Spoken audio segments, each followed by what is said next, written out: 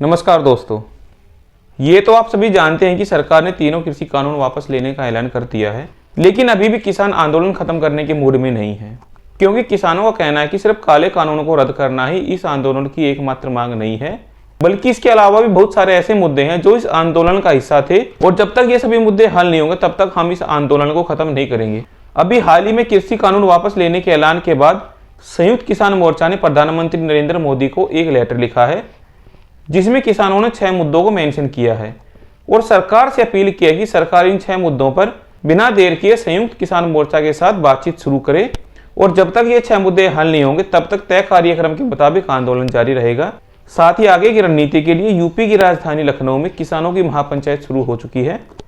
तो आइए समझते हैं कि ये 6 मुद्दे कौन से हैं और सरकार इनको कैसे हल कर सकती है और कौन से ऐसे मुद्दे हैं जो सरकार के गले की फांस बन सकते हैं और वो कौन से कारण हैं जिनकी वजह से किसानों को अपनी 6 मांगे सरकार के सामने रखनी पड़ी।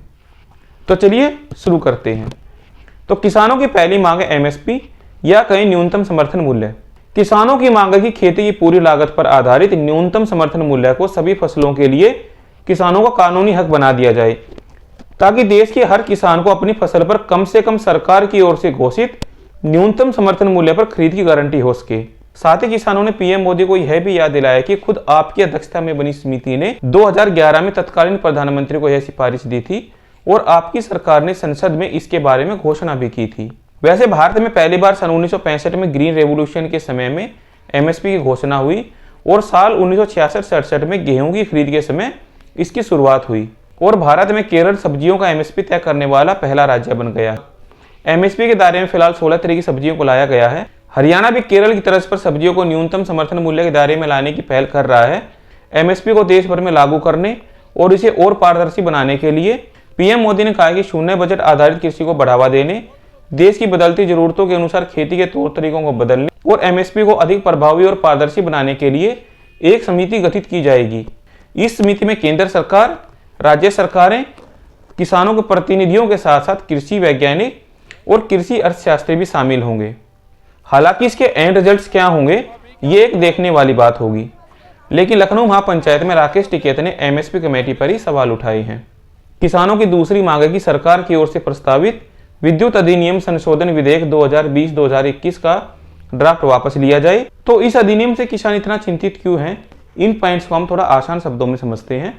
तो इसका पहला रीजन ये है कि इस अधिनियम के आ जाने से कृषि क्षेत्र में विद्युत सब्सिडी लेने के लिए पहले सामान्य महंगी दरों पर बिल देना होगा और बाद में किसानों को प्रत्यक्ष लाभ हस्तांतरण या कहीं डायरेक्ट बेनिफिट ट्रांसफर के माध्यम से सीधे उनके खाते में सब्सिडी प्रदान की जाएगी। यानी किसानों को सब्सिडी तो मिलेगी, लेकिन पहले किसानों को पूरा बिजली का बिल भरना होगा, उसके बाद उनको सब्सिडी मिलेगी, जो कई छोटे किसानों के लिए एक समस्या का कारण बन सकती है। इसका दूसरा रीजन ये है कि किसी तकनीकी खराबी या अन्य कारणों से सही समय पर सब्सिडी का भुगतान न होने पर किसानों पर दबाव बढ़ेगा, खासकर छोटे किसानों पर। साथ ही केंद्रीय प्रवर्तन प्राधिकरण की स्थापना से राज्य विद्युत आयोग की शक्तियों में कमी आएगी।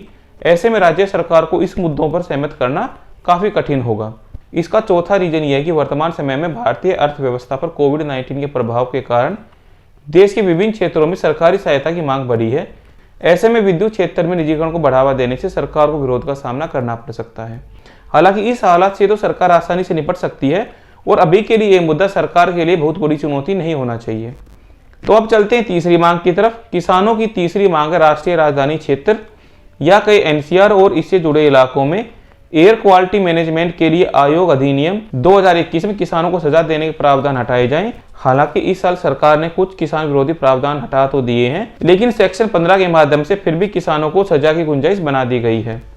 यानी इस पॉइंट का सीधा मतलब पराली जलाने से है, जिसको सीधे तौर पर एनसीआर में प्रदूषण बढ़ाने और एयर क्वालिटी इंडेक्स को खराब करने के लिए रिस्पॉन्सिबल माना जाता है।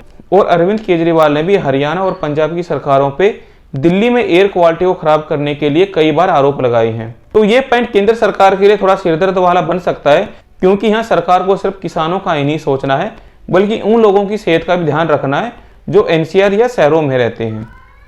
तो सरकार इन मुद्दों को कैसे हैंडल करती है ये एक देखने वाली बात होगी। किसानों की चौथी मांग है कि दिल्ली, हरियाणा, चंडीगढ़, उत्तर प्रदेश समेत कई राज्यों में हजारों किसानों पर इस आंदोलन के दौरान जून 2020 से अब तक बहुत सारे मुकदमे हैं। किसानों की मांग है कि इन केसों को तुरंत वापस लिया जाए, तो ये मुद्दा भी आसानी से बातचीत से सुलझाया जा सकता है। किसानों की पांचवी मांग है कि लखीमपुर खीरी हत्याकांड के सूत्रधार और सेक्शन 120 के अभियुक्त अजय मिश्रा टेनी आज भी खुले घूम रहे हैं और वो मंत्रिमंडल में मंत्री भी बने हुए हैं और साथ ही दूसरे वरिष्ठ मंत्रियों के साथ मंच भी साझा कर रहे हैं। तो किसान उन्हें बर्खास्त और गिरफ्तार किए जाने की मांग कर रहे हैं। इसी के संदर्भ में केंद्र सरकार का एक मंत्री आरोपों के घेरे में है। तो अगर किसानों की मांग को पूरा करने के लिए अगर मंत्री को बर्खास्त किया जाता है तो शायद सरकार 2 बार बैकफुट पे चली जाएगी। तो देखते हैं कि केंद्र सरकार इसको कैसे हैंडल करती है या कहीं कोई बीच का रास्ता निकलता है। अब चलते हैं किसानों की आखिरी और छठी मांग की तरफ। और किसानों की छठी मांग ये है कि इस आंदोलन के दौरान अब तक लगभग 700 किसान शहादत दे चुके हैं। तो किसानों की मांग है कि उनके परिवार को मुआवजे और पुनर्वास की व्यवस्था हो। शहीद किसानों की स्मृति में एक शहीद स्मारक बनाने के लिए सिंधु बॉर्डर पर जमीन दी जाए। तो आई थिंक ये सब भी हो ही जाना चाहिए क्योंकि केंद्र सरकार ने ये तीनों कानून वापस लिए हैं। तो इसका मतलब ये है कि अभी तक जो किसान इस आंदोलन में मारे गए हैं उन लोगों ने किसी गलत बात का विरोध करते हुए या अपने हक की लड़ाई लड़ते हुए अपनी शहादत दी है। तो फ्रेंड्स एग्जैक्टली हमें इन सभी के बारे में तभी पता लग पाएगा जब केंद्र सरकार और किसानों के बीच बातचीत आगे बढ़ेगी और ये दोनों किसी एक पॉइंट पे जाके एकमत हो पाएंगे। लेकिन अभी तक आप इस बात को समझ गए होंगे कि किसान अभी आंदोलन खत्म करने के मूड में नहीं है और किसानों की मांगे क्या हैं और वो क्या कारण थे जिसके कारण किसानों को अपनी 6 मांगे सरकार के सामने रखनी पड़ी और सरकार के लिए कौन सी मांग को पूरा करने में दिक्कत हो सकती है। और इन मांगों पे आगे आने वाले समय में जो भी रिजल्ट्स आएंगे उन पे हम किसी और वीडियो में डिस्कस करेंगे। तो फ्रेंड्स आज के लिए बस इतना ही। अगर आपको ये इन्फॉर्मेशन अच्छी लगी तो प्लीज़ इस वीडियो को लाइक कीजिए, इस चैनल को सब्सक्राइब कीजिए। वीडियो देखने के लिए आपका धन्यवाद। जय हिंद।